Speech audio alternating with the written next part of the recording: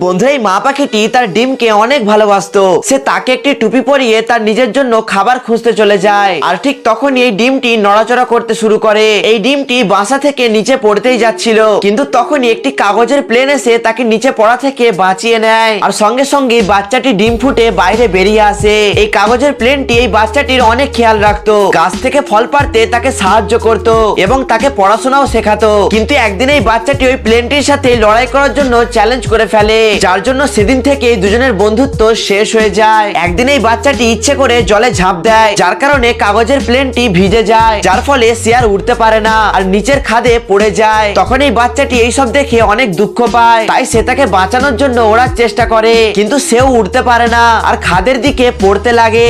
এরপর যখন এই প্লেনটি সবকিছু দেখে তখন সে দ্রুত তার জল নিচড়ে ফেলে আর বাচ্চাটিকে নিচে পড়ে যাওয়া থেকে বাঁচিয়ে নেয়। তো বন্ধুরা, এমন বন্ধুত্বের জন্য একটি লাইক তো করাই যায়। আর আপনার প্রিয় বন্ধুর নাম কমেন্টে নিশ্চয়ই লিখে যাবেন।